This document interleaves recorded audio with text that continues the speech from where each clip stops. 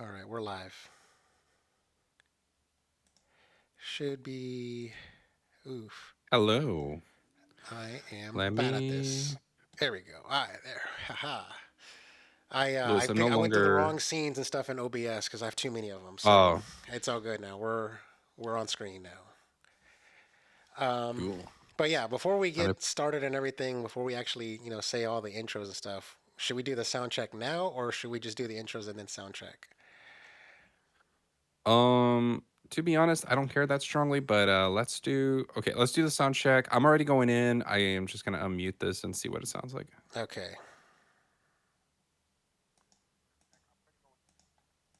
there we go. Okay.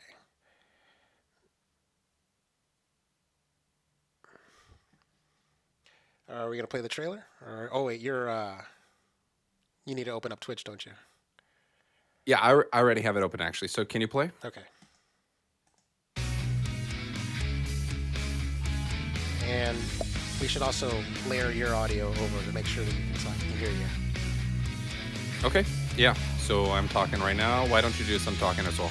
All right, doing some talking. Oh my God, these are some cool cat videos. Oh my God, it's like we're in the room together talking to each other. Oh my God, they are in the room together. Okay. So as I expected, I definitely have some feedback here. I think we got to lower. And I mean, it also doesn't help that this video is obnoxious with its audio. I think we got to lower the audio off the video. Of the video? Okay, I can do that. Yeah. And I think I'm a little louder than you. So if we could raise yours a little bit or even lower mine a little bit, that might be good. Okay. I can't. I'm at max audio. I can't. I can't raise my Okay. gains anymore. But first, Are you let's make sure that your audio is matching mine. I just lowered your mic. So say something. okay? Sounds good. Say something. All right, say something. I'm giving up on you. Yeah. Yeah, that's looking good. That's All looking right. good now. Okay. Also, I Great. like your little reference there. That's a good song. All right. I lowered the volume. I was at 50% for the YouTube video, and now I'm at 25%. All right, So, let's hear it. all right, here we go.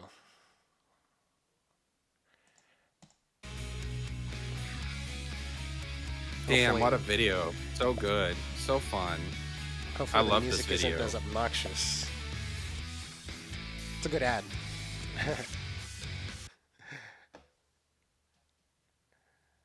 All right, I think that works. I think That it's good. works. I think it's good now. All Yeah. right. This is so cool that we get All to watch right. a video like we're in the room together.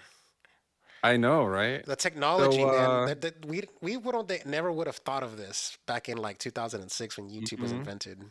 I don't even know why people would even want to do that. But in the age of COVID, it's like necessary, damn near. I feel like I remember in one of my various jobs, there was at one point where I think we might have used this to watch a movie together during Halloween. Hmm. Like in the Asia COVID, right? Like everybody working from home. I think we watched Hocus Pocus together through this, like everybody in my office, on Halloween. And that was my first time seeing Hocus Pocus. Damn. Quintessential Halloween film. All right. Dan, Should we intro this? Like, what are we I'm gonna do? gonna assume that you called since you called this meeting. I'm assuming that you're hosting, but Okay. I would like to intro and then you host. Because I just wanted to like really stroke my ego because literally that's it's almost like kind of on brand for me. Jonathan, what's up, man? What's it called? So yeah, we're finally back after however many long. I don't know how long it's been since we last did a stream. Whenever we beat that one game, Split Fiction. Split Fiction. Damn it! I can't. It's like it's so bad. I couldn't even like pull it up. How dare. Yeah, yeah, yeah. Anyways, yes, it's been a while since we beat Split Fiction, and we're back, and we're looking hotter than ever. At least yours truly is. Yes, Oh but yes, absolutely. we're there. You're. I'm gonna keep you accountable, Dan, and you'll be there with me in the promised land. Yeah. Well, it's funny how you always jump to these conclusions. I didn't agree to anything. I just invited you. It was Lewis's birthday yesterday, and I called him and wished him happy birthday, and we talked for about an hour. Hmm. Uh, surprised there was somebody else listening in on the call, by the way, and I had no idea until the very end of it. Which, thankfully I didn't, just say my social security number out loud in that phone call. But I'll save that for the next one. No, but I was just thinking that it would be nice for us to just do something together, like impromptu. I was working on improving my setup a little bit. Like I just recently reorganized some of those shelves behind me. I got all my anime figures and my amiibos and stuff. And I was doing some tests with some lighting. Like I didn't buy any new lights, but some that I had before that I hadn't used or hadn't used in a long time. And I was like, okay, I can have some fun with this. I can add some color. And I'm like, maybe I'm going to do something with this. And I thought, I've been trying to get this idea off the ground. I'm actually trying to make some videos, like some YouTube videos by myself. And then I thought, like, but sometimes it's hard to pull the trigger on something. And so I was thinking after we had our phone call yesterday, like, why don't I just jump on a stream with Lewis and we just go and react to some videos together or something like that, something different, something we actually I don't think we've ever done before, Yeah. by the way. It is such a common form. It's probably the most common form of YouTube content or stream content. And I don't think we've ever done it before. Yeah. Um, and so, yeah, I was thinking it would be a nice, I don't know, way to like tiptoe into maybe doing something again and then go from there. And it's so fast and easy to Yeah. produce. Oh my God, we have like 3 other Yeah. viewers, and I'm assuming one of them is you, Yes. because I'm not one of them. Yes. Oh One my of them is God, me indeed. I have not changed the Twitch stream title name. Oh my God, I'm such an Split asshole. Fiction Part 8. Oh No, my that's God, fine. I should have What went to the Twitch manager and fixed that before we went live. But you know what? Louis, I just recently started learning how to use Streamlabs actually, so Hmm. that I can try to do some stuff by myself. And it's there's a learning curve there. And I think OBS is even harder. So shout out to you for always being the tech guy for some of these things. It's funny, I'm the one who works as an engineer and you're the tech guy in everything that we do. Well, Uh, you're the graphics designer guy. So as a matter of fact, should we like yeah. do like the whole like should we like both do our poses right now so we can Oh my screenshot god. it and we can like do your like the live reaction thumbnail? Because this is our first Ready Press Play ever like reacts, ever. Yeah, that's true. That's true. Should we do it here? Or should we do it on the other screen, like with the video in the middle or something? I feel like it has to be a genuine reaction. Well, like And in my here's the head, thing like here too. in my head, like we have the big. We're in big screen mode right now, by the way, and like Hmm. the quality of being able to have a better PNG is gonna be here because we're gonna be small like Mm, little 720p little like boxes here, not even 720p boxes. If we do like the okay. video and stuff, so that you're supposed to like layer that onto a video of like Mario Galaxy or something. Okay, okay, that's all right. All right, so why don't we count to three and we try our best at some streamer faces. Okay? Wait, before we can do that, like, should I Okay. title the stream Reddit Press Play Live Reacts, or what I should I do? Like, Um reacting to let's just call it reacting to the Mario movie trailer because that's okay, the most recent thing that we're gonna react to, and we're gonna react to some other how things too. about how about reacting to the Mario movie trailer and other stuff? Yes. And category should probably be like the Just talk talking. shows Yeah, category. just Yeah, talking. just talking or something. Category, just talking, just chatting. There we go. Yes. And But Lois, we see these videos, and I have to admit, I've grown a little tired of the over dramatic reaction to things because I feel like all these streamers out there, I can't believe they are actually that passionate about everything they react to. I feel like there's some level a of, fakeness. Yeah. yeah, like you are forcing this. Like, are you really that excited about this new farming sim? Like, are you really that excited about, whatever random franchise is coming back from the dead after 20 years? Like I don't know.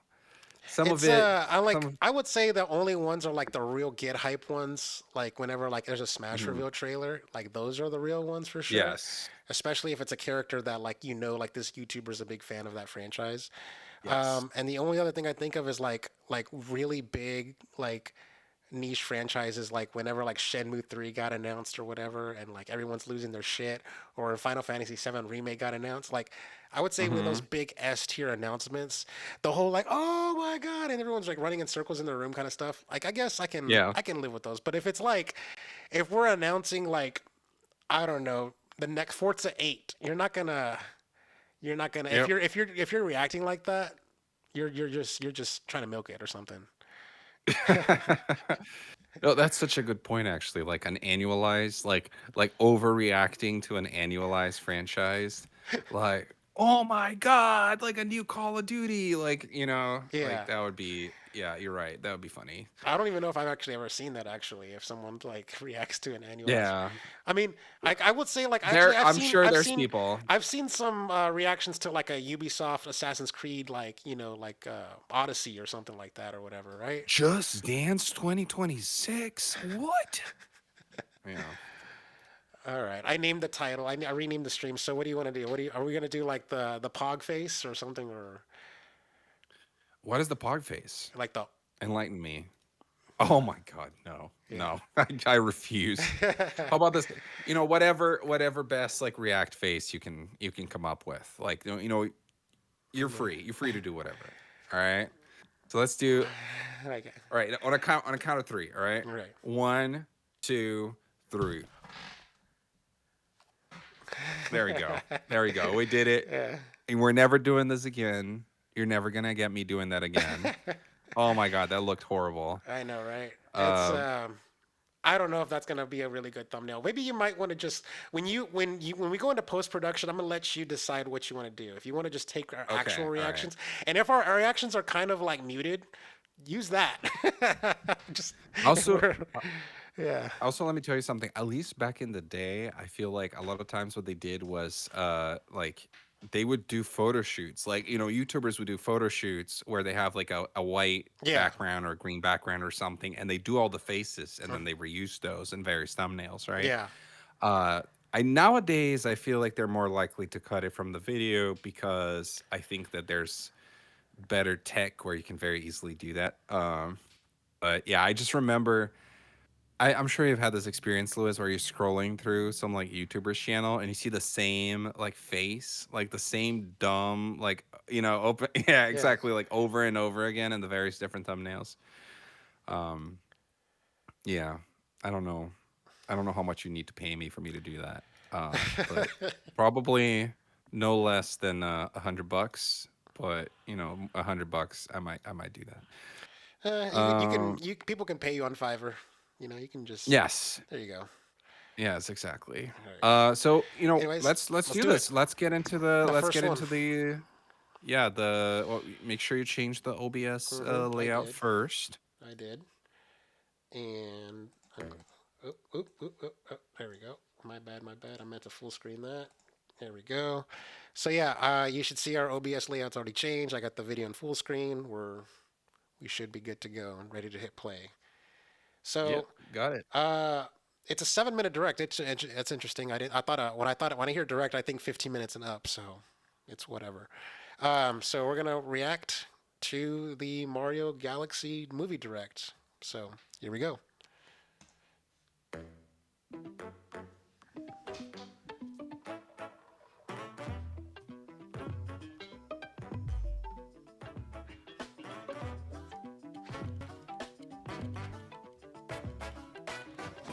Just did The another audio anticipation. check here, and everything's good. We should be able to hear both our mics coming through just fine. And Jonathan, you can say Yep. something if you really want us to turn up the volume or something. Hello, everyone. Man, I'm Shigeru Shigeru Miyamoto is already Miyamoto looking from hella Nintendo. old, man. Today, Yeah, I know. I'd like to show you the first trailer for the second Mario movie. The Super Not to be Mario dark or anything, Galaxy but the movie. the day this man dies, It's gonna be a the way tragedy. that Yeah. yeah, the way that we're Journey gonna into mourn space. like the entire When we industry. announced the movie Oh, title yeah. this past September, it was well received by many people from around the world. Thank you to everyone who's looking forward to this movie, just as you did for the previous one. What did he say? Now, He let's wasn't hear like some paying remarks attention. by Chris San Should, from should we go back? Illumination, who's producing the movie with me. Sure. All right. Alright. Let's. He said something about We're new to something, this. something. He said something about being well received around the world from September or something like that or whatever. All right. Yeah. Dang it. I suck at this. There we go. Into space. When we announced the movie title this past September, Oh. it was well received by many people from around the world. Okay. So when Yeah. they announced the Super Mario title of the Galaxy. movie in September, everyone Yeah. was like, "Yeah." I mean, people love Mario Galaxy, so that I makes do have sense. I do have a little like dang it. Cute. I have a little bit of a like I guess something to say about that. Do you feel I'm already getting real quick. I'm already getting the feeling it's gonna take us like an hour to get through the 7 minutes video. By the way. Yeah, okay, fine. But I just wanted to No, ask but you, but do go you ahead. feel like they're going from 0 to 60? Like, do you feel like Mario Galaxy movie should have been like the third movie in the trilogy? Do you think they should have been a Mario Oh Sunshine wow. movie or something before this? Like, does it feel like they're going Avengers Endgame right off the rip? Here's why I'm not sure. I'm not sure if I agree with you because as much as like we're old people, right? So like to us, Mario Galaxy is a late Mario game, Yeah, but Mario Galaxy is almost 20 years old. Like by the time that this movie comes out, the original Mario Galaxy will be 19 years old. yeah, And so I think it's sort of it's sort of perceived as an old game at this point anyway. And I think it's a game that has a lot of material to be pulled from for a movie, and I think that's more of what they're going for. It's like they've already did a lot. Like when you think about the first movie, I mean, there's a whole Mario Kart. Like they put even Mario Kart yeah, in the movie, right? So yeah, I don't think they're going like super specifically adapting a game.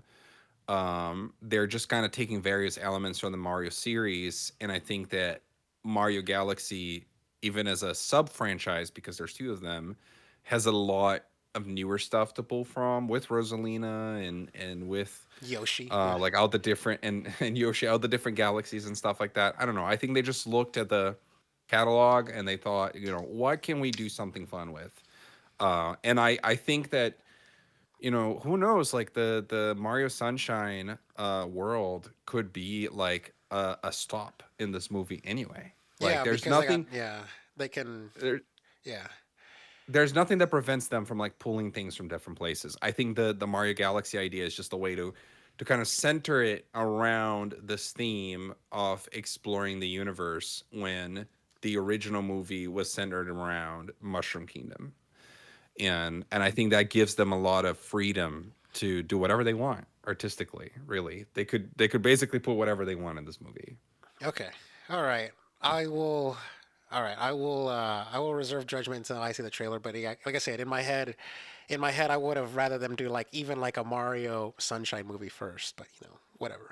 Also, one more thing: when we actually get to the trailer, I think we should watch it without pausing, Okay, like the actual movie trailer, and then we can go back okay, for anything that we want to comment on. okay. You to everyone who's looking forward to this movie, just as you did for the previous one. Now let's hear some remarks by Chris San from Illumination, who's producing the movie with me. Oh, that's right. The other Chris. San, Thank you, Miyamoto. And not Pratt. Yeah. At this moment, I thought they were our giving team Pratt of a artists at Illumination producer are credit. just weeks away from completing animation. Their Oh, work is stunning, and we can't wait to share it all with you. Working side by side with Nintendo, we are bringing an incredible range of characters to the big screen, many for the first time. From iconic favorites to deep cuts that longtime fans will recognize. What you're about to see will give you a glimpse of the team's outstanding work. thank you, Chris San. Okay, thank you all for waiting. Let's press the start button. Here we go. okay.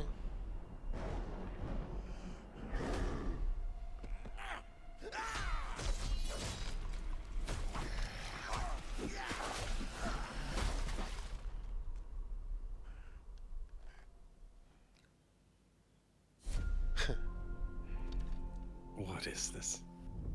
Hey, big guy! Of course. You wanted to see us?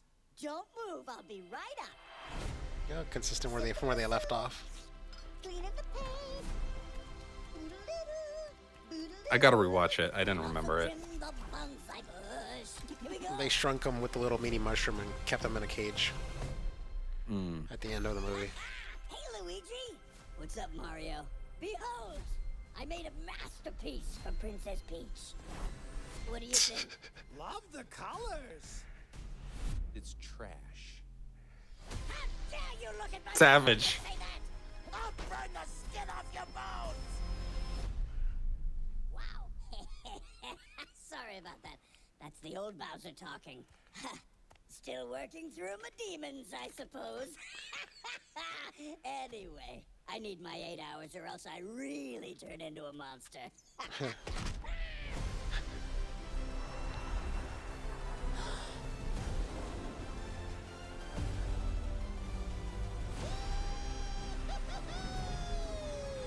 Whoa. Interesting. That looks like Mario Odyssey. Oh, and they're doing Mario Sunshine. I'm Bowser Jr., and I'm gonna be taking my father now.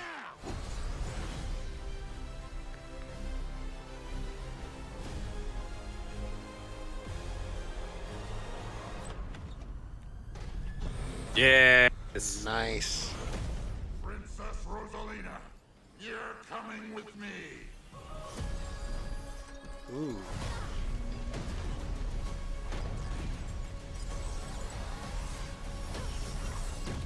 Damn. Girl bossing. Yes. How was that? All right, hold on. Okay. That was cool. We didn't get to see much. Right. It sort of feels like a teaser. very initial a teaser, yeah. But I'm excited. Yeah, I am. I'm definitely. I was definitely. I kind of wish they didn't held back Rosalina, but it's really cool that they're showing off how powerful she is, which is given how good she is in Smash, kind of tracks. So Yeah.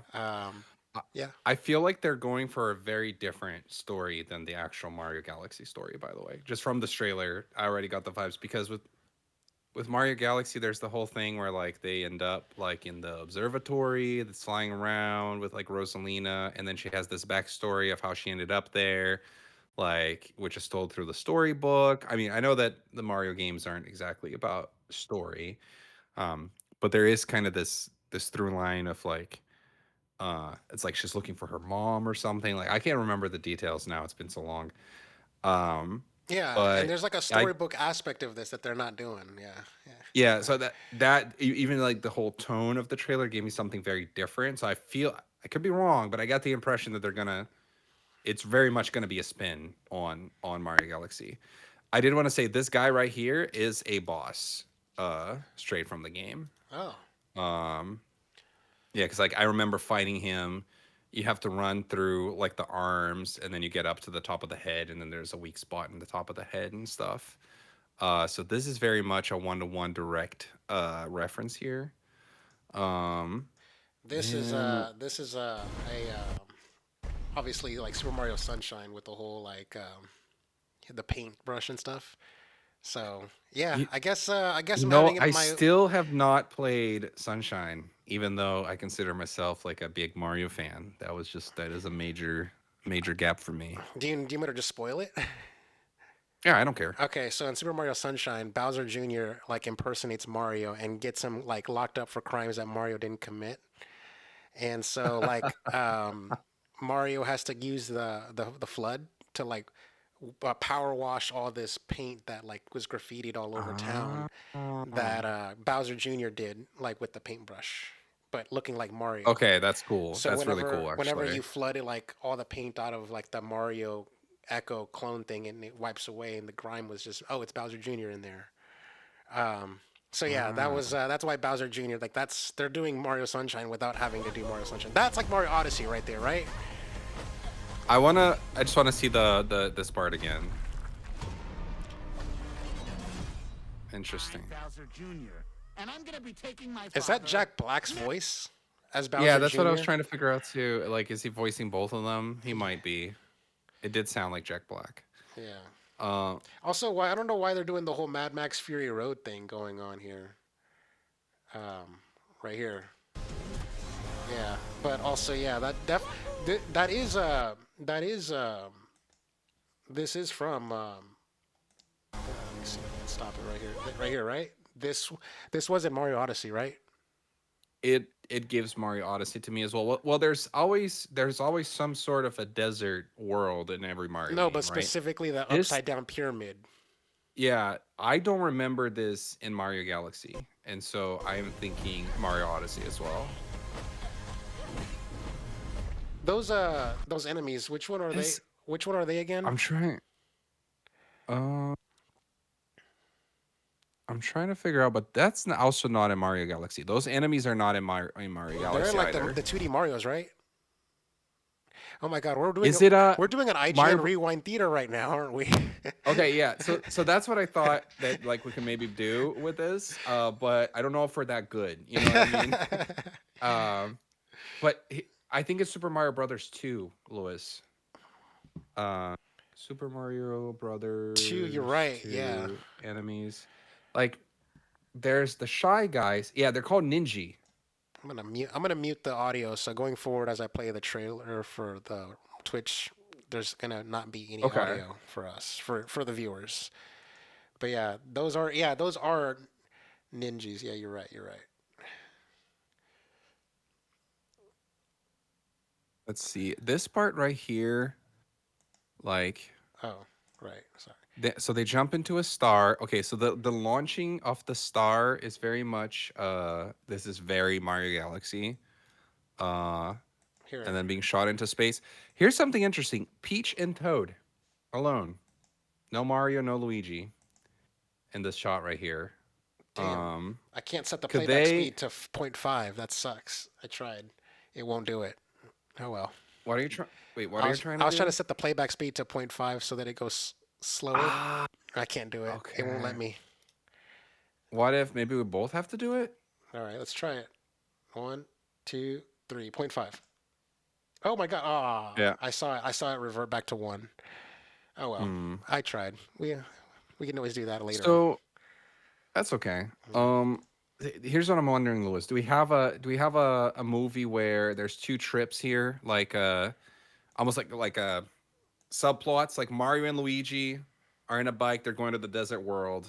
Meanwhile, Peach and Toad are going to a different world. Like, we gotta get the two sides of the MacGuffin and put them together, and that's how we're gonna beat Bowser or Bowser Jr.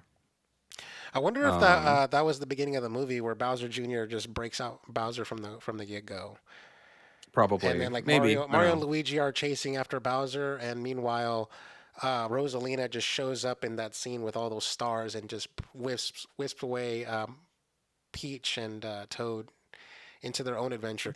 My only big thing is they didn't show Yoshi at all in this trailer. So, and that was like, in case you don't remember, like it was the mid credit scene or the end credit scene. It was the end credit scene was showing Hmm. The Yoshi egg in New York City. You're Um, right. so I thought they were gonna make Yoshi a part of the plot, seemingly. Oh, actually, no, Mario is there, but then Toad is only there. So that's interesting. There's something that happens here, and this world right here too. I'm pretty sure this is straight out of one of the Mario Galaxy worlds as well, like the water, the spherical like water world. Um, I'm pretty sure that is a direct reference as well. So it looks, and I kind of guessed this as well in the beginning. It looks like they're pulling from a lot of different places. I think it's called the Mario Galaxy movie just because that will be the way that they'll navigate between all these different places. I'm really curious about this part here too. It's like she's inside some sort of cube, and once again in Mario Galaxy, there's these parts where you go inside like planets.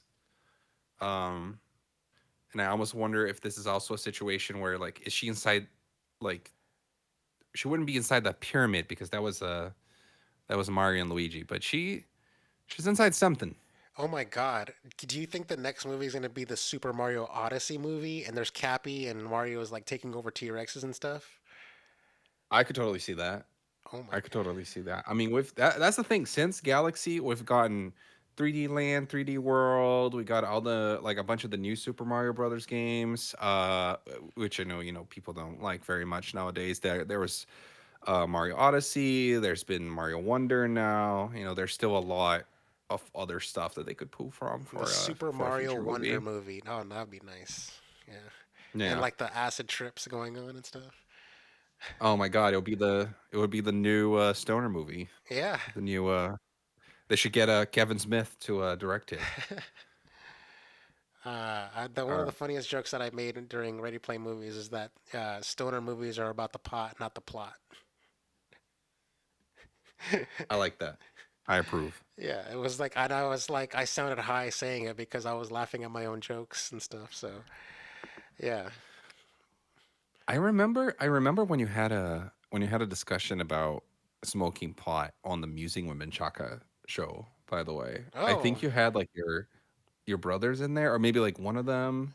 wow. And it was a whole thing. It was a whole thing where I think okay, so I could be crazy. I could be crazy, but I think I remember like one of your brothers saying like, he never smoked or something like that. Yeah. Um okay, I'm not just You're not making it up. That's what he says. I'm not Yeah. hallucinating, right? Yeah, No, okay. he's a liar, by the way. Just, No, okay, so this is what I remember is that he said that, but you were not believing him. And yeah, I think that's why that stood out to me yeah. I because you don't were believe him. brothers Yeah. and you were having this interaction like in the podcast, like this very genuine kind of interaction. So, Um did they ever show like in the Mario Galaxy movies, Princess Rosalina's castle, like in Sting It, like how it looks like? See, yeah, that's what I was that's part of why I thought this feels like different, okay? Because she is like we never really get to see where Rosalina comes from. Like we learn her story through the storybook, but in the storybook it says that she basically like she got taken from her home as a child basically. Uh and she goes on this adventure after her mother, which is why like there's these theories about how Rosalina's mother is actually Peach. Yeah. Like she's actually Peach's daughter or something like that, and she's traveled in time. It's the whole thing. Um, so when I see this, I'm like, I feel like we're getting something different here because this feels like it's is this another part of the Mushroom Kingdom? Is this its own kind of world? There is a symbol. There's a symbol on top of the door, um, where it looks like it's like a crown, and I'm like, is that her crown or is that Peach's crown? Like, is this Peach's castle potentially? Like, I feel like this is where okay, so I feel like this is where there's something here that we could potentially put together.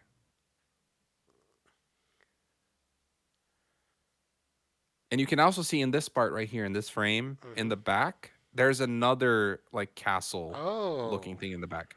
Wait a second. Is that the observatory? it could be interesting.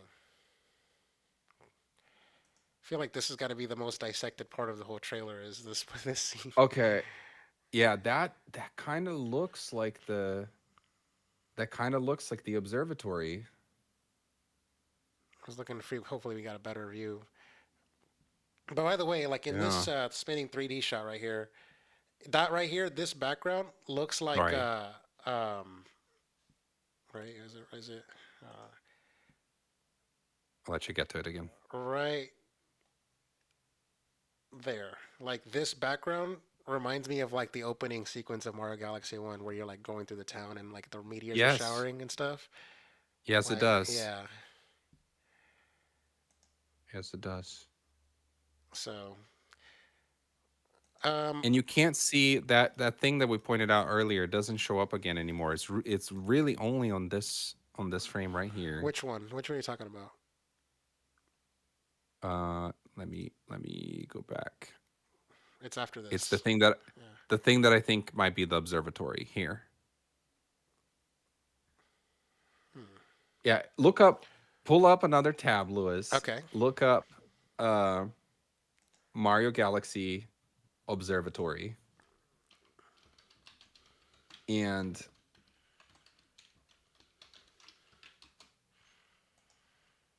Oh, I I see it. feel like I see it. it's like it has that same kind of shape with like kind of like the cone top, but over here there's multiple of them. Like on the movie trailer there's multiple of them, while on the game it's just one. It's like the tip of it. But yeah, so I feel like that's a little Easter egg there potentially. All right, I showed the audience. Mhm. But yeah, interesting. Should we move on with this? Should we watch the rest of the direct? Yes. Before I do, I just want to let you know that I think there was a whole. I don't know if you know about the YouTube channel Game Theory. I think they did a whole game theory on the lineage on like who Rosalina's mom should be, and I think they went over like her like eye color, her hair color, and like her facial features and stuff like that to like suss out if Princess Peach really was, or if it's Luigi and Daisy instead, or like basically That's like interesting. I think they were trying to go for like an actual like phenotype type like Mm-hmm.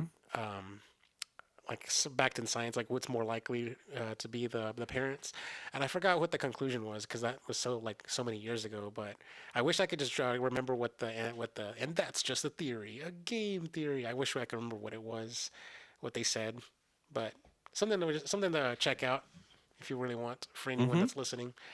But yeah, that's it. All right, I'm gonna unmute this and we'll play it back. Princess Rosalina, you're coming. Skip a little bit. There we go. There we go. How was that? When it comes to Super Mario Galaxy, we can't talk about it without mentioning Rosalina. What key do you think she holds in this story? And standing in our hero's way is Bowser Jr. He takes the place of Bowser, who ate a mini mushroom and shrank at the end of the last movie. Okay, Chris-san, let's announce the new cast members. Oh. In addition to our returning cast, who we announced in the last direct, Is Seth Rogen coming we back? are thrilled to share two talented individuals remember. who will be Damn it. voicing Rosalina and Bowser Jr. Oh. First, let's introduce our cosmic protector. Ooh. Once upon a time, they're doing the storybook thing. there was a brave and noble princess named Peach. I want to hear the story about the plumbers. We did Peach's that daughter one confirmed. last night. Plumber. Okay. Rosalina Oh, I love is being this. brought to the big screen by Academy Award winner and Nintendo superfan Brie Larson. Brie Larson. Oh. Now, That makes sense villain considering that with Nintendo did a Brie galactic Larson ambition. commercial. From the ashes of his father's defeat rises a new conqueror. The Bowser name shall be feared once more. the role of Bowser Jr. is being played by... Whoa! Brisson. If anyone's gonna be announcing Bowser Jr., it's gotta be his papa. The floor is all yours. I appreciate that, Chris-san. It's gonna Hello, be me. Nintendo Direct. We have royalty in our midst. He is the heir to the Koopa throne, a rowdy little vandal, an uncut gem. He's Benny Safdie. Who the hell's And Benny I know Safdie? he'll make his papa proud. I have to say, I don't know I him. am so excited IMDb him. that Galaxy is going to be the inspiration for this movie. Everyone knows it's the best video game of all times. Yeah. My It's boys, one of the when I Ready told Press them I Plays was gonna top be in Galaxy, 10 video games they of were all like, "No time. way, it's gonna be Galaxy." I'm like, yeah, it's gonna be Galaxy. And you know, if my boys are saying that, there's kids all over the world saying that. How special is this title?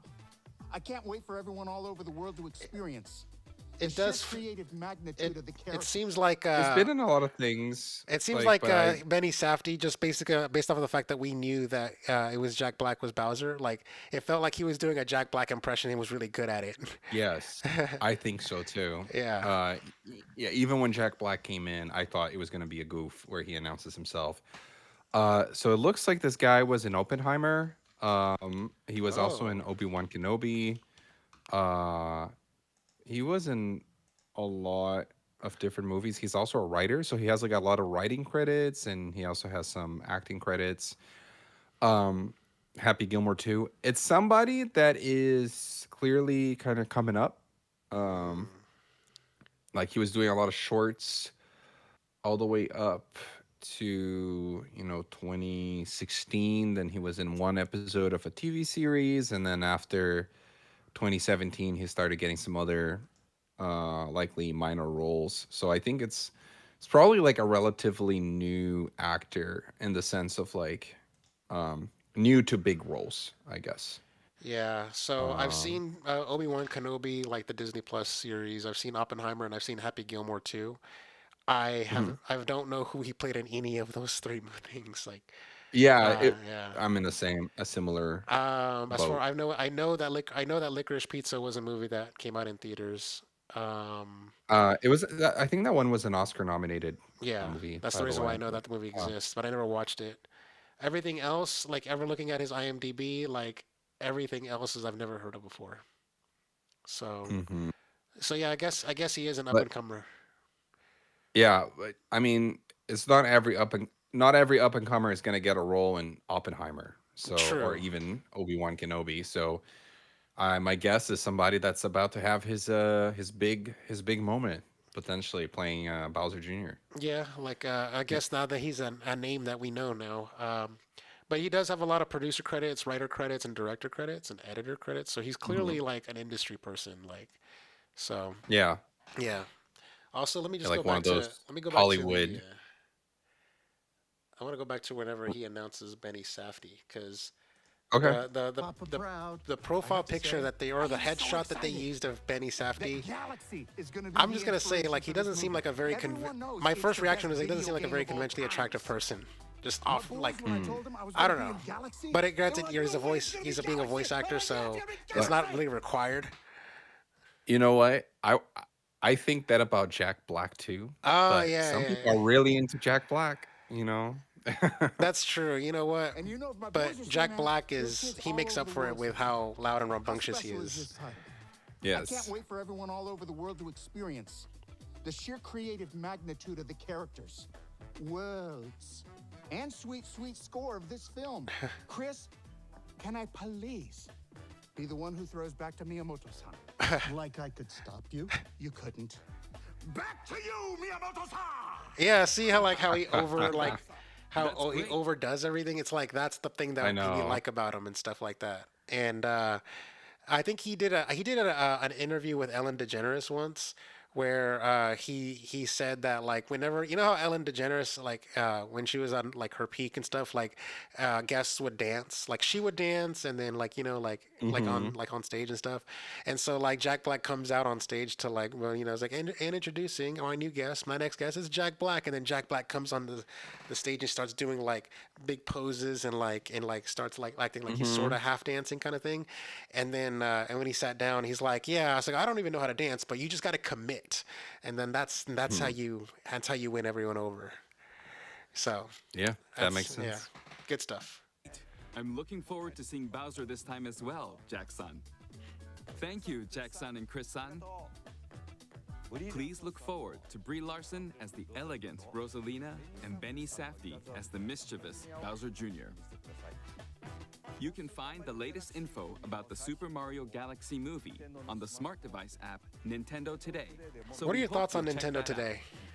And while you're checking Nintendo Today, you can also watch the Pikmin Close I downloaded it, Uh-huh. and I checked it daily for a bit, and then I just kind of forgot that it exists after a certain amount of time, I which I never think is downloaded it. kind of expected. I downloaded I Nintendo feel like Spotify and I never used it. I've used that one quite a bit actually. Uh, I wish they would just put their music on Spotify, but Nintendo got a Nintendo. I do enjoy using that one from time to time when I want to listen to something. Like if I want to listen to Nintendo music and I'm not looking for like a remix or something like that, I will go in on their app and just play something. But yeah, Nintendo today, I kind of wish they did more of it. I think that it needs like some kind of reward, like log in every day, like and Get some Nintendo get points or points. something like that. Yeah. Yeah, like it needs more incentive. Is my point. They announced like the To Legend of you, Zelda videos. movie on Nintendo today, if I believe, and it's like everything is now a tweet. Ah, By the way, yeah. It's like he's like how like announcements like this could have been this could have been an email or this could have been a tweet. Well, now Nintendo Today right, right. exists. If you haven't yet. Okay, that's all for now. Please wait just a bit longer until the movie's release next spring. See you later. Okay. Cool. All right. Awesome. So we This is have just the the trailer. trailer here now. Yeah, which we can Skip skip it. it because we just. Okay. All right. So let me just ask you: have you seen this one yet, Louis? No, I have not. Okay, so this is the latest trailer for Metroid Prime 4 Beyond, which is coming out in less than a month now. Like it's finally right around the corner after all this time. What's the official release date? Because I don't even know. For me, it's just a 2025 like blanket game. Like. Let me pull it up. It has been announced. It is December 4th. December Okay. 4th, December 2025. 4th. Okay. I think I'm off Which that. is an I think I'm interesting off that day date. actually. Let me see here. Let me look at the calendar. Yeah, I am off that day. Oh my god. That's so cool. Actually, no, And I take I that have back. to I'm gonna say- fuck. Whatever. I'm not gonna be off that day. I told somebody I was gonna work for them that day. Well, never mind. Never mind. I'll just enjoy Oh, later. I did want to ask you, Louis. There was a direct not too long ago where they put in a trailer for Metroid Prime 4, and it had the announcement of the release date in there. It was the last like full normal size Nintendo Direct, Yeah. and it wasn't this trailer. This trailer was one that they just dropped. Think I this is remember just like watching it. the. I just didn't remember what the release date was, but I do know that there was like this scene of them driving in this motorcycle in this desert, and it was just empty space. Like there was like no like. It was what do you call it? Like empty. Like how like this world is so Mhm. big, but it's nothing in the world type thing. Like Yeah. it was giving that. I kind of wanted to ask you like what you thought about the way they presented that trailer, because I couldn't help but feel that like there was something wrong Yeah. with the way, and it almost makes me want to go back and like throw that direct in here and just kind of scrub through it to get to that trailer in the direct, because they kept doing this thing where for everything that they were showing in the direct, they had somebody come up, look at the camera, talk about the game, introduce the game, whatever, a developer, somebody from Nintendo, and then it would cut to the trailer, and then it would go back to the person, and they would like kind of have a closing statement. And specifically with the Metroid Prime 4 trailer, it wasn't an opener, it wasn't a closer, it was randomly in the middle, and it had no intro, no outro. It was just Do it. trailer plays. Go ahead and pull it up. Moves on, Go ahead and right? add it to the playlist. So we'll take a look at it. Do you want to look at it first before we look at this one? Yes. All right. So let me, and here's the thing. I love the Metroid series, and I love retro, and they did a phenomenal job with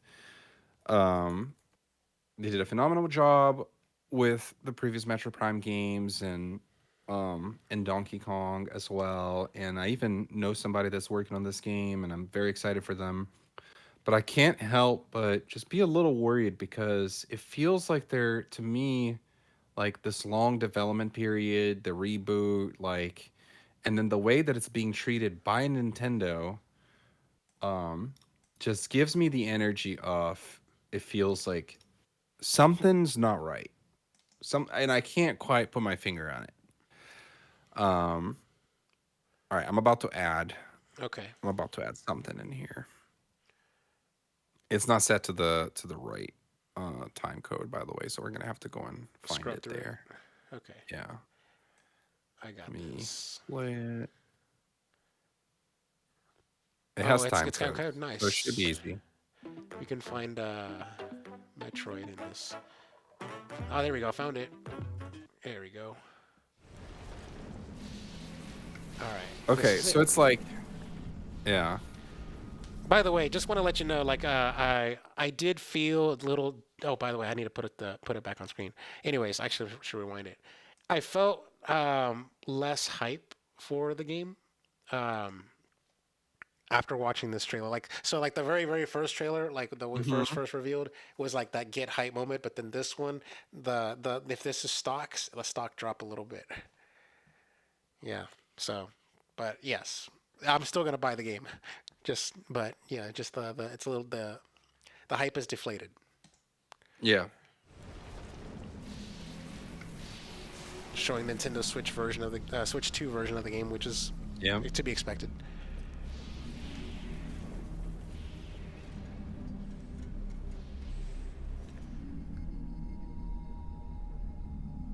Graphics are graphicsing.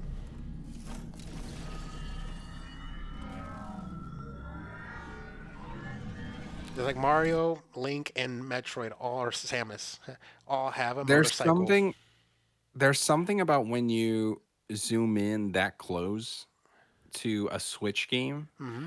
And for what is worth, Metro Prime Remastered on the Switch looks amazing. And I think this game will be one of the best looking games on the Nintendo Switch 1 and 2.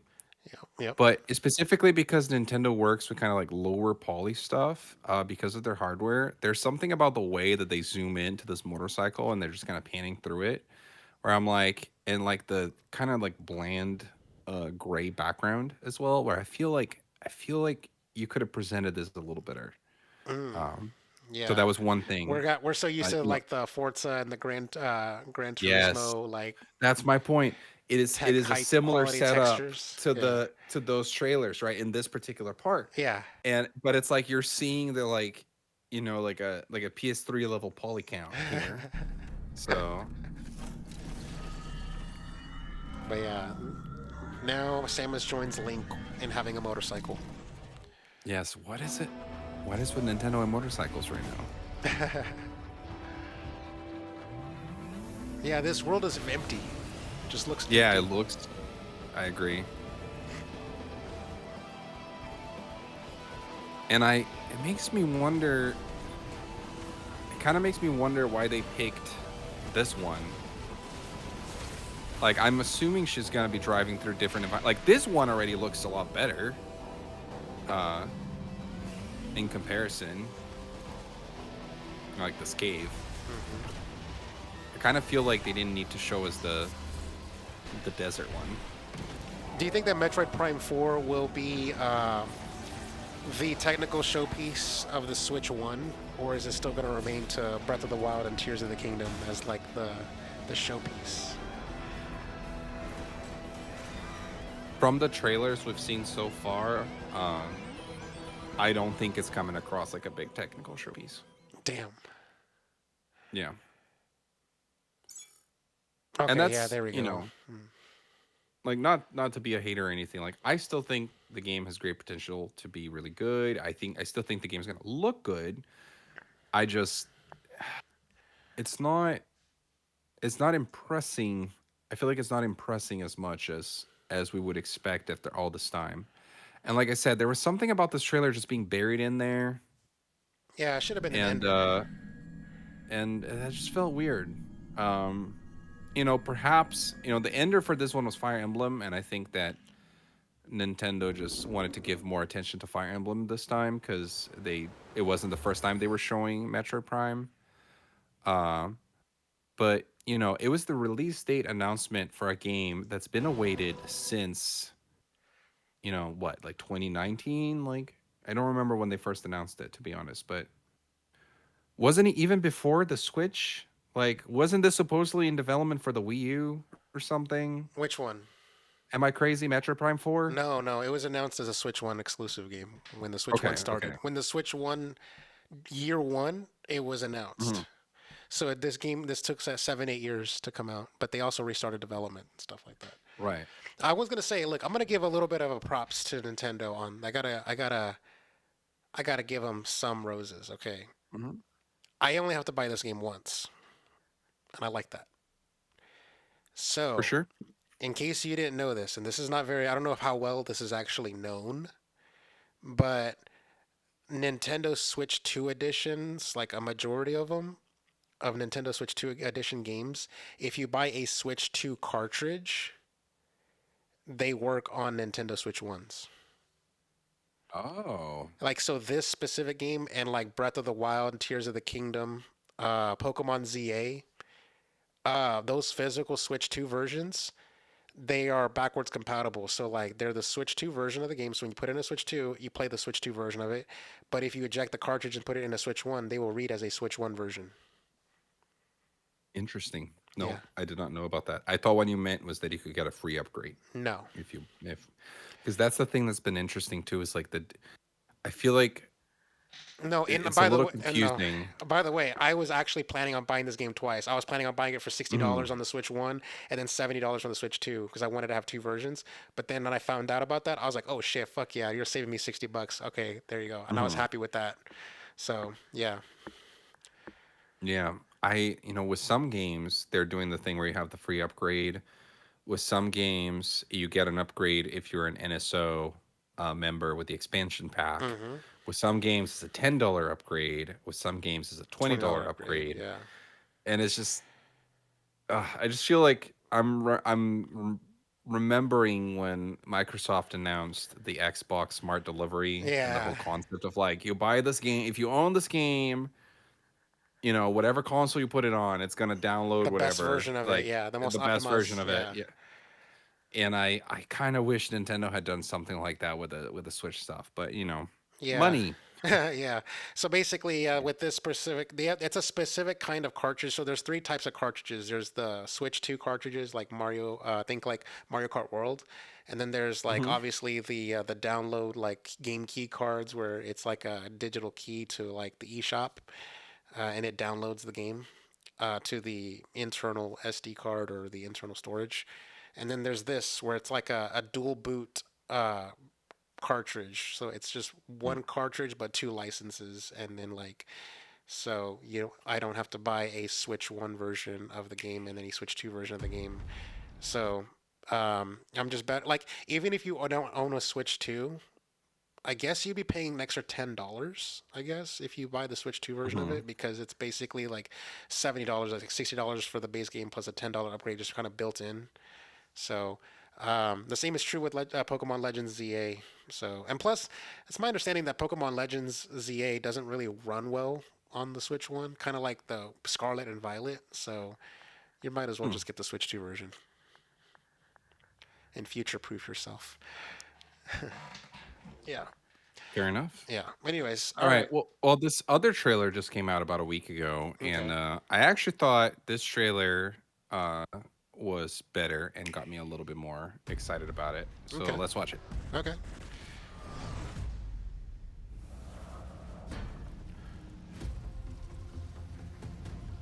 Whoa.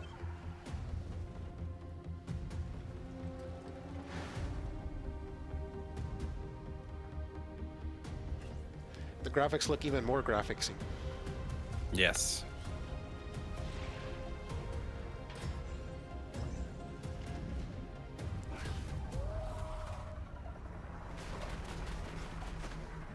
It gives off that air of exploration.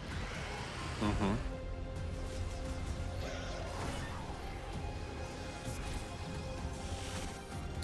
I feel like the forest environments, especially, are really standing out to me in this trailer, and I almost wish they'd led more with that, Oh because my. I think the desert, like this desert environment, is just the more boring one to me. What is the word they use nowadays? Biome. Yeah. Now, Louis, let me ask you this: what do you think about current, like these new kind of generation of amiibos and their prices? Oh, I stopped collecting That's- amiibos. Like after I finished the Smash series, have given up on them. Mhm. They look cool, by the way. They're just they went from like $12 like little trinkets that you can just Mhm. buy, like kind of like on a Yep. impulse buy, to like full on like $35, $40 like figures that are sometimes are articulating but sometimes aren't, and they're just overdone. Like they're just overkill. And they take up a lot of shelf Yeah. space, like especially that middle one in the like that Samus with the Hmm. motorcycle. Like I just wouldn't want something that much. Like kind of like with Yeah. like the Zelda with the loft wing and stuff like that, or just Yep. I think I even owned the giant Pikachu, Detective Pikachu. That's like really really big and stuff. It's Oh, like I actually got that one not too long ago. I got it yeah. on eBay or something. Yeah. So I just think it's just like a little bit too much, and I feel like Nintendo kind of like missed out like on the amiibo. Like they first off they should have made amiibo Skylanders. That's number one, and number two, Hmm. I feel like they need to be better. They need to make a better decisions as to what games get amiibo support slash what amiibo support even entails. Like I feel like they're just shooting from the hip constantly, so Hmm. makes it not worth it. Yeah. Yeah, for sure. I really like the amiibo. I like some of these newer amiibo better design wise. Like I feel like they're getting really elaborate with the designs, and a good example of it is the Donkey Kong and Pauline. I think that was a really cute one that they just released alongside Donkey Kong Bonanza, and I got that one. The prices though, those it's rough. Like you're right. Like it went above that. We can see your screen, by the way, Yeah, I on the know. stream, just so you know. I'm adding this video Okay. to this just to kind of piggyback. Yeah. It's now at a stage where it's like they're priced like an actual figure, Hmm. and it makes you kind of question the purchase a little more Yeah, than you did before. I also, I wonder who is still buying Amiibo because I do sometimes, but I feel like it feels like very niche now. But they're still making it, so I don't know. I'm actually surprised because when I go to Best Buy and I see Amiibo still on the shelf, by the way, so Yeah, they don't sell out anymore. They used to be a thing where it's like, oh my God, there's one there, look at grab it. Like now it's like, whatever. God, Um, I'm I've gonna s- make you jealous though. Like you go to the Nintendo stores in Japan. They have this official Nintendo store in Tokyo and Kyoto, and it's shelves and shelves and shelves of Amiibo. Like if you've ever gone to one of those Pop Funko stores, it feels like it's that, but with Amiibo, and it's just that is a uh, dream. I it reminds me of a time where people were looking for like very specific ones, like Marth or whatever, and they were really hard to find. At least over here, like you go to stores and they're all gone, or there's like a specific one. There's like some stupid like Animal Crossing character or something that's like, or there's like 20 of them, and then everything else is just gone. I would Nothing like against to, Animal Crossing, by the way. I just meant like a minor character. yeah, Um, I would like to see a and yeah. wall of like just like where there's three of every amiibo, like three Mars, three Pikachu's, three Mars, like every amiibo just Hmm. available on the wall for you to pick up and like buy and go to the cash register. That is a dream to be able to see something like that. But yeah. Yep. I just All right, wanted to throw this let's. video up here. It's just a little funny thing. I don't know if you know this, but Game Grumps made an official Nintendo ad, and they put this on their Nintendo YouTube channel. It's basically like the best commercial I've ever seen for Amiibo ever, and it made me want to buy. It made me want to buy these Amiibos, and I did buy them. Um, they made Game Grumps made a Shovel Knight Amiibo trailer, and so Let's yeah. see. Sometimes an amiibo comes along and takes your breath away. Shovel Knight. But then another one. Plague Knight. I love the whispering. Spectre Knight. Back. King Knight. Introducing the Shovel Knight Amiibo 3-pack. Each amiibo allows you to unlock Helper Fairies in Shovel Knight, bonus armor for Spectre God. Knight, I love this. and maybe some other things.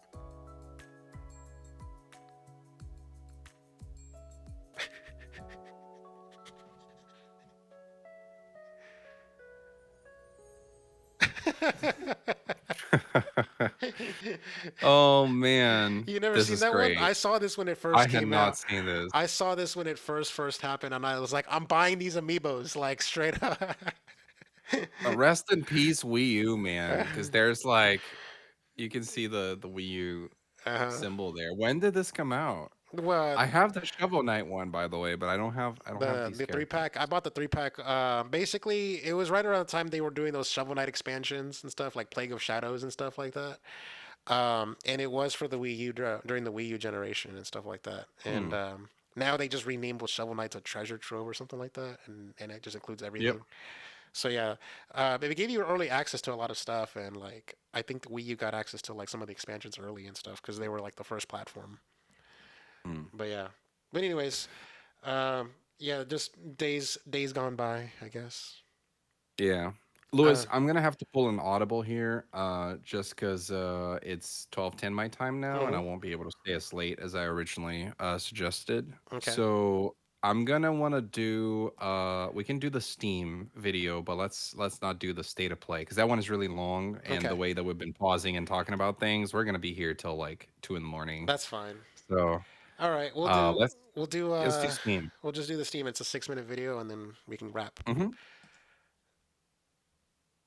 Hey everyone, this is Steam Deck. Steam Deck is our powerful, portable, handheld gaming PC that lets you take your Steam library with you anywhere. I have We're one of pretty proud these. of it. People who own Steam Decks have been playing I do not. everywhere, and we couldn't be happier with I the gotta switch response too, we've though. heard from all of you. We're excited to talk about the future of Steam Deck. Not today, because this isn't a video about the future of Steam Deck. This is Then a why did video you start about with the that? future of Steam hardware. Today, we're announcing 3 new members of the Steam hardware lineup. All connect you with powerful PC gaming. All are optimized for gaming with Steam, and all are shipping in early 2026. Let's start with this one. The Steam controller. This is the new Steam controller. Oh, The new Steam interesting. controller puts all of your Steam games at your fingertips. What do so those you can pads play do? wherever and however you want. Just like mouse, with Steam Deck, we trackpads. want you to be able to play Like any that makes game sense. with The your Steam Deck has controller. it. Even games never built with a controller. Oh, in mind. Balatro. It has Yes. all the great features from Steam Deck, like trackpads, gyro, and back buttons, all in a comfortable form factor. Its next generation magnetic thumbsticks let you play with improved responsiveness and longevity. We've put capacitive touch sensors on the thumbsticks and now on the back of the controller too, so you can enable precision gyro aiming with the touch of your thumb or your pinky if you're feeling fancy. Play for way too long with a rechargeable lithium-ion battery that allows for over 35 hours of playtime. With Steam Nice. Controller, we want to make charging and wireless pairing something that's actually easy. Is that more battery That's time why than we a Switch created Pro the Puck. controller, though? I The don't know. Puck is a combination wireless adapter and magnetic charger included with every Steam controller. Snap it on to charge. Once you're charged up, snap it off again. You can play over Bluetooth or a wired connection too. The new Steam controller works with any device running Steam or Steam Link, whether it's a PC, Mac, handheld, smartphone, Steam Deck, or the new Steam Machine. Oh, this is the new Steam Machine.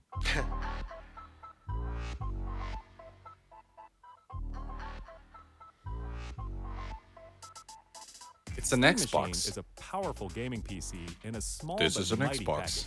package, designed for your games on the big screen. It's quiet too. I which is like the pop crazy, in, since like it's 6 where they times more popped a powerful than Steam plate Deck, on it powered by a with the different discrete, design. That's cool. semi-custom AMD GPU, enabling 4K gaming at 60 frames per second with FSR. Steam Machine runs SteamOS made for a bigger screen, built for gaming in your living room, your office, or wherever you play, with the rest of your PC accessories.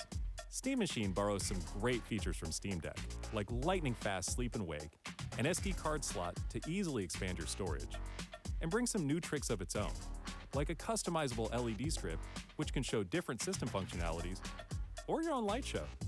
Steam Machine is a PC, so run whatever software you want, and it works with all your favorite desktop Wow. and gaming accessories. Steam Machine is designed to work hand in hand with the Steam controller, with the low latency, wireless connectivity of the Steam controller puck built right in. And it's great for streaming your games to your phone, tablet, laptop, Steam Deck, or Steam Frame. Oh, yep, this is Steam Frame. Shooting in all cylinders at once. Steam Frame is Valve's next generation VR hardware. Stream all your Steam games, VR and non-VR alike, in this comfortable, lightweight, wireless VR headset. Steam Frame uses camera-based tracking, so getting into your games is as easy as slipping on the headset and waking it up. Steam Frame controllers, included with the headset, are designed with all the inputs you need for your VR titles, like motion controls Curious and to see how capacitive much this tracking all for all your costs. fingers, They don't as reveal the well as price. a slick gamepad layout to work with your whole Steam library. They even feature the same magnetic thumbsticks as Steam Controller for responsiveness and longevity.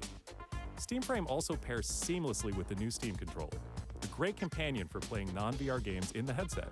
To make sure streaming is smooth and stable no matter what, Steam Frame includes a wireless adapter that lets you stream your games from your PC to your headset over a fast and dedicated Wi-Fi 6 connection.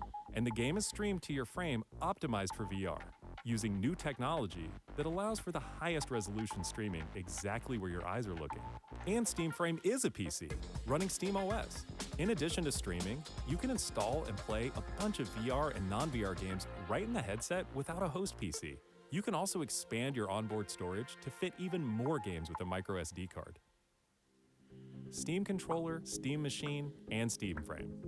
All built with the same DNA as Steam Deck, all powered by Steam, work together, and can be used however you'd like with whatever peripherals and accessories you choose. Everything you see here is the culmination of what we've learned from our previous hardware experience and what we've wanted ourselves as gamers. Powerful PC gaming in an open ecosystem, giving you more ways to enjoy the games you love and discover new ones. Steam Controller, Steam Machine, and Steam Frame are all shipping in early 2026. Learn more at steampowered.com/hardware.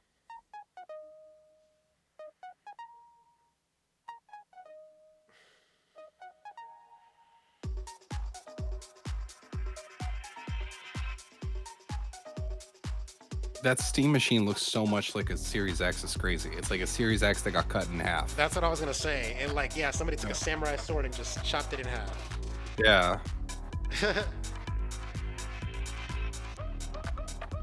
It's cool though. It's like it's sexy in a sense. Like it looks so small, and to think of it working as a full-on PC, like you being able to like, I think the part where they say like, oh, you can actually run software on this. It's not just a gaming machine.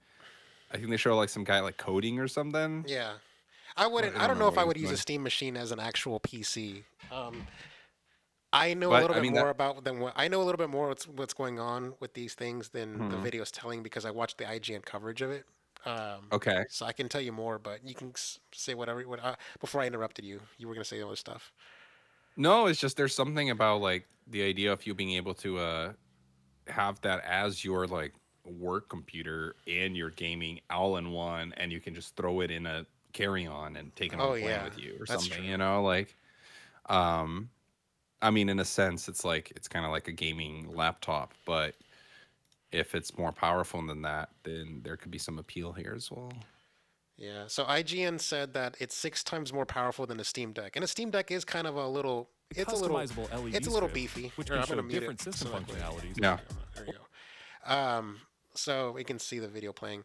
Anyways, so yeah, no, so it's 6 times more powerful, and it's supposed to be able to basically play everything that's on Steam, like currently, like everything that's out right now on Steam. It should have compatibility. They're trying to make it powerful enough so that you can run your modern titles. IGN had hands-on time with it, and they ran like Silent Hill F and stuff, and other games and stuff, and so you just had to like basically like do the sliders and like run it like at mid settings type stuff. So, and there's a thing called FSR, which is basically like AI upscaling to help make the picture look better. It's basically, I think Valve put out a stat that like 20% of Steam Deck users use the actual official Steam Deck dock and like Nintendo Switch dock it to like play on a monitor or a TV. What percentage? 20%. So Okay. like a fifth, yeah. So Yeah. which is like I mean, it's not a big market, but it's a sizable market, and I think they were trying to like make us. The thing about the Steam Deck, as great as it is, and I have docked my Steam Deck too, by the way. It is a little underpowered, and I don't think it really does well for like a living room TV, right? I mean, even people can put it on a Mhm. living room TV, but just generally speaking, the Steam Deck is a 720p screen, and it's made to render games and run games at 720p. So you blow it up to like an 80-inch living room TV, it's kind of like ugh. So they really are trying to make an actual like console that's just basically like a PC console thing, I guess. And yeah, these Steam machines, they're running Linux, and that's why like using it as a PC is kind of like not really a good thing, just because like everything was Windows based. Um, the reason the way games on Steam run on Steam Deck is this compatibility layer that Steam invented. Like Valve invented and coded this thing called Proton. So you can run Windows executable files through Proton, and then that's how it runs on Steam OS and like Steam Deck, and now Steam Machine. And when you go to Mm. desktop mode, because there's two modes in like a Steam Deck, there's the Steam OS, and then you go to desktop mode, and it's basically a Linux machine. You can run like stuff like Google Chrome on it, and you can go to like a certain app store that's built in and download apps and stuff. Whatever's on Linux, which is, I mean, granted, I think Linux is a pretty like it's a notable OS that is, I think it's open source if I'm not mistaken. So there's a lot of people that use that on other stuff. But like as far as like compute, people generally compute with like either an Apple device or a Windows device. You know. But yeah, sorry I went on a Yeah. diatribe there. No, that makes sense. And a lot of the people in my world, people that work on programming and engineers and stuff, they do like using things like Linux and Ubuntu. Uh, I never said that out loud, so I hope I pronounced that right. Um, but that was never quite my thing. But I can tell even from like where we paused this video that it's like it does have like it's not just like using like playing Linux. It has its unique interface Yeah. that was built by Steam, which is Steam OS, right? So like Yeah. they probably made something like Linux that is a little bit less user friendly than Windows. They probably did some work to try to make it user friendly and allow you to do a lot of these things. But I understand your point. It's not like you can just run anything you'd run on Windows on it. Well, to be fair, I have actually used my Steam Deck as my laptop because like I went on trips before, and like let's Mhm. say I wanted to like watch something on HBO Max and I wanted to watch it on the TV, right? Yeah. Steam OS has the Linux. It has Google Chrome, and I can just go to like the website and then blow it up on the TV, like you know what I mean. So like Mm. Chrome is a lot of apps. Like Chrome has so many like G Suite has like Excel and Word and PowerPoint already built in. Like Chrome does a lot. It's almost kind of Mhm. like what is it called? Like those Google notebooks or whatever. Like it's kind of like that. So I was able to get away with a lot and just Chromebooks, I yeah, think is what they were Chromebooks. Yeah, called. Yeah. yeah, Chromebooks. That's what it was. I've actually been able to get away with doing a lot of stuff on the Steam Deck, especially because since as like I guess that's like I'm kind of like a typical uh, I'm a typical Steam Deck user, but there's just so many how-to tutorials on YouTube about how to customize and how to optimize and how to get more out of a Steam Deck. So like I would basically go out of my way to like basically download and install apps, that are like worth my time and stuff. So yeah. So Yeah. you have to put a lot of energy into it, and then you'll receive the rewards, is what I'm saying. Yeah. That makes sense. Hence when we played Brawl together at the ice cream shop. Yeah. Yeah. I remember that. Dude, it's just so small. Like I'm really curious like to see like the power of it, how it compares to like existing gaming PCs, how it compares to like a Series X or a PS5, and how the price is going to compare too. Like, Yeah. are we talking about like $1,000 device? Are we talking about a $500-$600 device? Like, is it Steam machines are $2,000? back Like, for the first I time have since no Valve idea. teamed up with manufacturers like Alien. There we go. I'm adding the I will video. also say this, by the way. We haven't done, like a podcast in a while, and so it's not like we talked about it, but I've been watching these moves Microsoft's been making and things that are leaking and rumored and stuff Mhm. like that. and I feel like we're about to lose Xbox, man. I think that Xbox as a brand is gonna die. I think it's just gonna be Microsoft games. Like it's just like Microsoft will become a publisher of And games, they'll be the biggest publisher of games because they have and so many they'll be certificates. the biggest publisher of games. But that will be it. They have That'll be it. the current rumor that I was hearing is that it's the next Xbox is going to be, because Sarah Bond said like it's going to be a really premium or ultra premium or some kind of, she said something premium device or something. She said Hmm. that the Xbox is going to be a very premium device, and that basically people were taking that as it's going to be a $1,200 console, and that it's going to be a Xbox. It's like a Steam Deck where there's going to be a partition where there's an Xbox and then there's going to be Windows, kind of like the ROG Ally Xbox Ally X, where it's like a Microsoft interface and then you can also run Hmm. it as Windows based. Because if you have the Windows partition, you can download other stores like Epic Game Store, BattleNet, and like Ubisoft and like Epic Games, other launchers, and then it'll be like a console PC hybrid. Well, here's the thing. The funny thing is that if you have an Xbox console that is a PC hybrid, where you can go and download Steam Hmm. and you can get The Last of Us, then you'll be able to play PlayStation games on an Xbox just as you can play Xbox Xbox games games on on a PlayStation. PlayStation right now. Yeah. So I definitely think there's some logic to them going in that direction, and I feel like it makes sense. It's cohesive and consistent with everything, like the direction that they've been going. I just I look at something like the Steam Machine, right?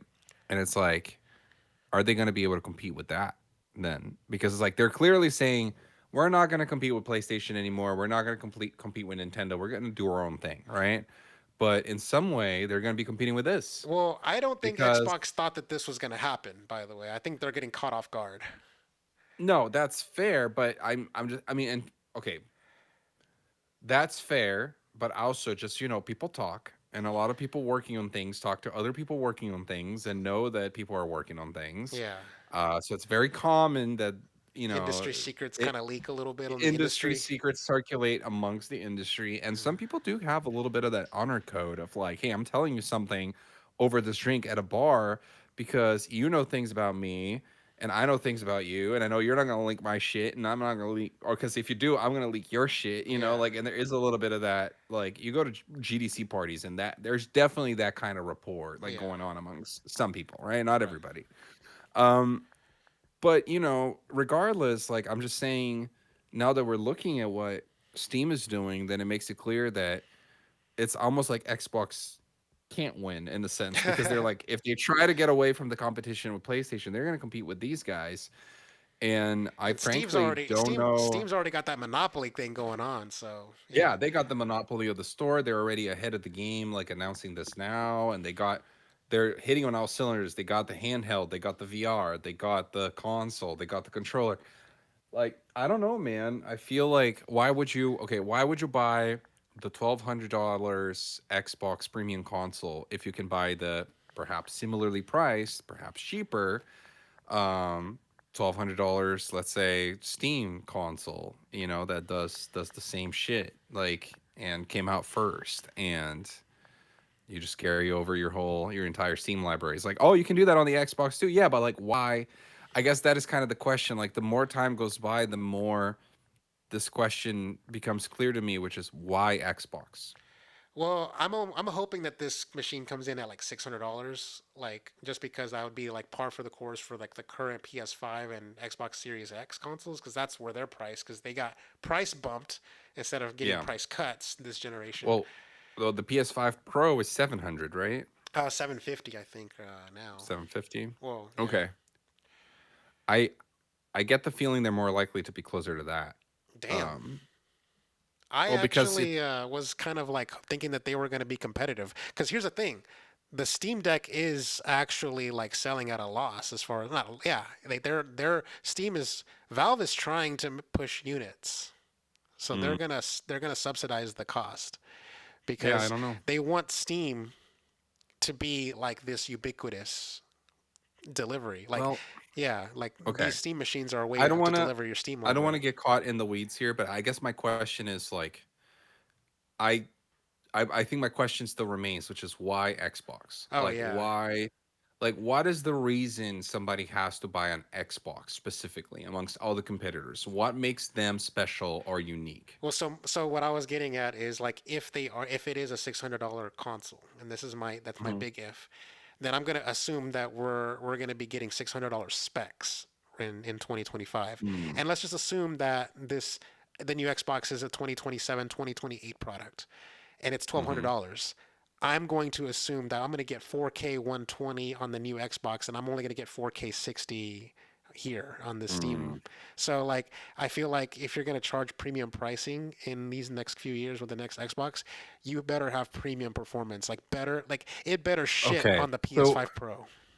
what what would make Microsoft think though that the strategy to do better in the games industry is to go Premium, for the premium premium hardware. performance because Yeah. it is not because here's the thing, most people playing games right now, they are playing it on the Switch, they're playing it on their PCs that are probably not that good, they're playing it on, they're playing Fortnite, they're playing Peak, they're playing what's the other one, like they're playing like these like friends lop games and like um Roblox and shit like Roblox, that. yeah. And it's like, dude, the premium market that is like not that wants the PS5 Pro and that wants, like something even better than that. I'm not saying that market doesn't exist. I'm saying that's a very niche market. That's a very small market. A lot of the things that Xbox has done so far have been to broaden the market. Like they want, everything is an Xbox, your phone is an Xbox, and Yeah. the TV is an Xbox and stuff like that. That means broadening the market. They want to get as many people as possible. Blue ocean strategy, like Nintendo has done in the past. So why would they go You know what? suddenly with this more like premium direction that almost feels like it goes against Yeah. everything else that they're doing? You know You what? You're know? right. I just remembered that um I just remembered that like there was the quarterly like Nintendo PlayStation posts their quarterly results. Uh huh. And I think the last I want to say like the last time they posted the quarterly results is that lifetime there are about 83 million PS5s. And of that 83 million, how much is it? How much is that? Does a PS5 Pro account for? 1 And million. 1 million? Yeah. Wow. So the premium Yeah, I market mean is it's at 750. Like that premium market is, not big. So I think it's I think if they do charge like $1,000 for the next Xbox, there might as well be Dunskies. So you're right. Damn, I'm not gonna lie. I like I kind of I kind of oversold myself on this one. no, I'm just like, here's the thing is I'm so frustrated with Xbox as a brand because I feel like there were a lot of things that they were doing right in my opinion, and I really wanted to root for them. And I wanted to see them succeed. Like I wanted to see the big three strong again, like it was on the PS3, 360, 360 Wii. Wii Yeah. generation. Like I wanted to see that again. And I was hoping, I remember when the Series X came out, like I was supporting it. I felt like at that point it seemed like they were doing a lot of things right. And so I was hoping that that was going to be the case in this generation. And instead, I feel like Xbox is starting to dig this grave for themselves with like they are completely diluting the meaning of their brand. Like they're like when they make these commercials that say like this is an Xbox and this is an Xbox, then this is an if everything is an Xbox, then nothing is an Xbox.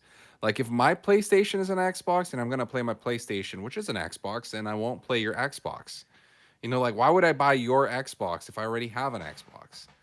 Like it's just, and also like what does an Xbox game even mean anymore? Like I understand that they are becoming this big publisher of games, but when I think about longevity for publishers, I'm also thinking like theme. I'm thinking nostalgia. I'm thinking meaning. I'm thinking like branding. Branding. That's the word I was looking for actually.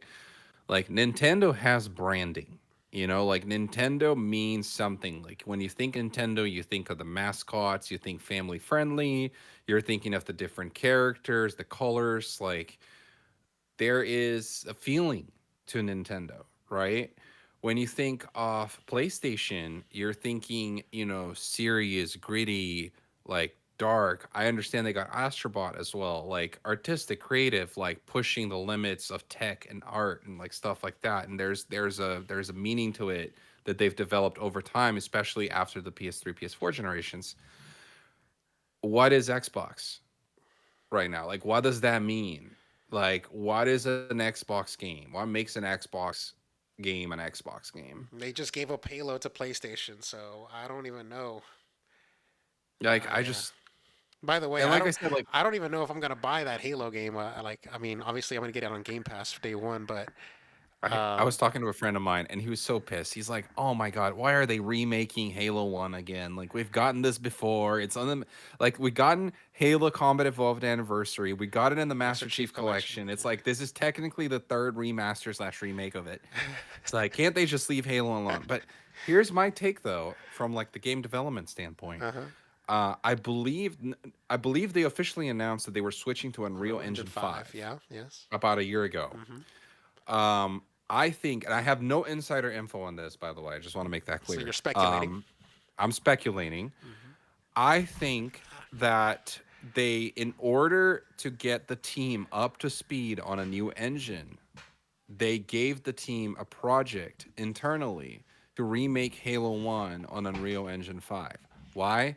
Because that's an easy way for you to learn a new engine, is to code a game in it that is already designed, right? So like generally, like even in programming classes and stuff like that, if you're like, oh, we're teaching you how to use Unity, we're gonna make Scrabble, we're gonna make tic-tac-toe, we're gonna make Tetris, right? Like something like that is like very common for you to have a project like that when you're learning a new engine, because then you're like, you don't have to worry about design, story, like the details of the gameplay. You can just go and everything is already planned. You just got to make it work on this engine. And so I think that's what they did. It was basically an educational project for 343, so that everybody in there now has worked on Unreal Engine, has put this in there, and then now they have a framework that they can build on top of for future games. I don't know, maybe they'll remake other games in the series, or maybe they'll go and make the next Halo that way. I'm just kind of surprised that they didn't opt to remake the multiplayer, because that's really what it's all about. Like, that's going to be the longevity of the game, and I would have liked, That's fair. I would have liked. I mean, there is going to be cross-play between the PS5 and Xbox Series X, so that's going to be a thing. Um, yeah, it's like you can like do campaign progression like the way we did. So when we did it, it was 2 players and stuff, and we ran through the campaign together. So in this version, it's gonna be 4 players max, whereas that wasn't possible before. So, yeah, I don't know. I kind of wish they did the multiplayer, and I don't know, like, I wish that they also made a Switch 2 version of the game, so that way everyone, you get a Halo, and you get a Halo. Yeah. Maybe the Switch 2 version will come later. Who knows? And here's the thing, like it's also an interesting strategy to go, we're going to put Halo 1 everywhere so that, people maybe will be interested, and then they'll go to our place to play the other Halos, to play Infinite, to play the Master Chief Collection, whatever, right? I actually would have put Master Chief Collection. I would have ported Master Chief Collection to PS5 and the Switch too, so that way when Halo 7 comes out, that I don't know if I'm gonna put Halo 7 on those consoles, but like basically people are already like wanting to come. But here's the other thing too, is that if you want to use that strategy, like Nintendo actually has done that strategy with mobile games, then you also need to establish a track record of doing things a particular way that the audience will trust, which Microsoft has also not done, because they have said numerous times, we're not doing this, and then they do it. Or we're doing this, but it's just for these 4 games, and then they do it for others. And so right now, the general consensus is, they'll put everything on other platforms eventually. So why would I get an Xbox? Yeah. And, everything is, I could just play it on my phone. Why would I get an Xbox? And I think Microsoft will be listening to me say this and think, well, that's the point. We don't want to sell the Xboxes anymore. That's every move that they've made tells me they no longer care about selling consoles. They want to sell games. So I wouldn't even bother making the very niche, expensive premium product. I would just get out of it. Just get out of it and just be a publisher, which is what they are now. And I feel genuinely sad for Xbox fans. They'll continue to be able to enjoy their Xbox games everywhere. That's fine. But I feel sad that they'll no longer have their box. They'll no longer have their special thing. That their brand. Yeah. Like I actually feel like Xbox had a brand on the 360 era. There was a feel to it. Hmm. It was like, and this is gonna sound reductive in some sense, but it was broy. Like it was It was like Mountain there, but Dew in a, and Doritos. Yeah. yeah, it was like Yeah. it was college It, boy, like it was Mountain Dew, Doritos, and Gears of War. yeah, like Yeah. there was a vibe to it. And here's the thing: isn't it funny to imagine a world like an alternate dimension Hmm. where Microsoft just doubles down on that? Like it's like their hardcore, like their Bro. most hardcore Yeah. fans, and they just give them what they want, like and make it cool and make it special, and maybe broaden it a little bit, but it's like they completely lost that identity. Maybe they didn't want that identity, and that's fine too. But I feel like that it was kind of what made them. I, I said what Nintendo was. I said what PlayStation was. Xbox was cool. It was like it was the Sega almost. It I was like the Sega to the Nintendo. I think Microsoft's problem is that, or Xbox's problem is that they were owned by Microsoft, and Microsoft is Yeah. such a corporate thing, like an entity. It's almost kind of Mhm. like that corporate synergy, kind of like Microsoft doesn't know gaming culture, and so you have like the CEO of Microsoft telling Xbox what to do and to march to their orders. It Yep. just becomes a thing where like there's not going to be an easy way to manage that. Like there's going to be two competing interests Mhm. thing going on. I actually heard this YouTuber named Adam Korlick who does his like little like rants and stuff. I like listening to him. He did his rant, his 5 year the 5 year anniversary rant of the Xbox Series X, and he said that like any company, like he basically likened Xbox, like the brand, as a trust fund baby, and that any company that runs the way Xbox ran would have went bankrupt and belly up and just been gone from this industry. But because Microsoft owns them, they're just getting constantly being like bailed out from all their decisions and being able to Yep. eat everything.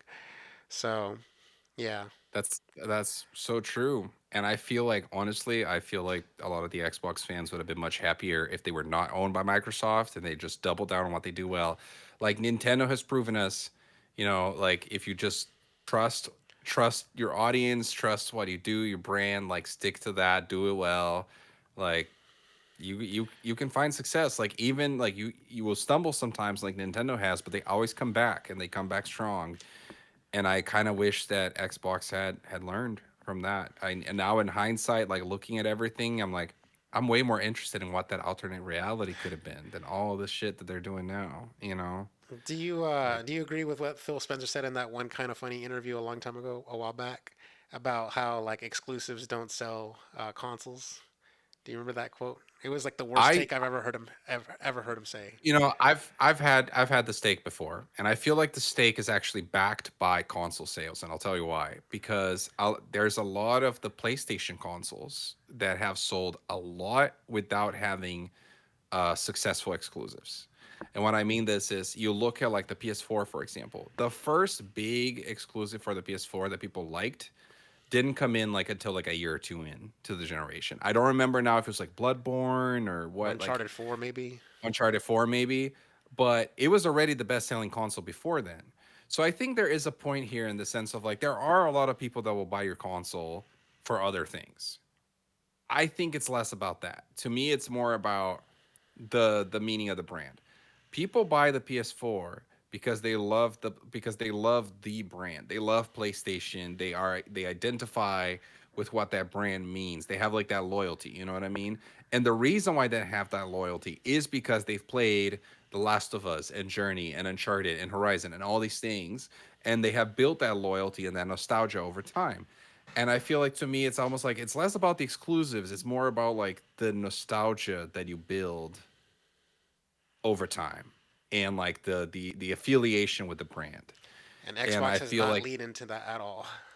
no, Yeah. no, not at all. I don't even know if Xbox can even make an Astrobot. I think that's the other aspect of it as well, is that they bought all these studios and like they didn't release a lot of good games. Yeah. Like it's if they had more bangers, like, and I will give something to Phil Spencer too, is that he's also had this other take, which is like, we lost. Like he said, they lost the console wars, He also like said they in lost the worst generation to lose because everyone built their digital yes. libraries during the last And gen. people give him shit for that because it sounds like a loser's thing to say, like, like, oh, like it's Defeatist. defeatist, that's the word. Yeah, yeah, there was no way we could come back from that. No, you probably could actually, but at the same time, I do agree that was the worst generation to lose. Yeah. That was definitely the worst generation to lose. Dude, I gotta go. Right. Yeah. It's pretty late here. Yeah, that's good. That's fine. Yeah, I don't really have much more to say. I think I was going to say something about what Phil Spencer said, but I can't remember. I lost my train of thought. So it's all right. It's all good. Yeah. We'll have we'll drink a shot.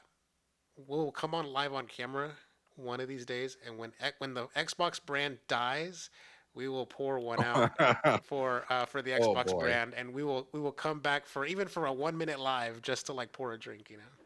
And to make it clear, like, we don't want that to happen. Like, at least I really don't want that to happen. Like, I know there's like fanboys. I have the blue light in me right now. It's like, I'm not a Sony fanboy that wants Xbox to die or something. It's just, you can tell, like, it's just, you can smell it, like The blood's in the water. Yeah.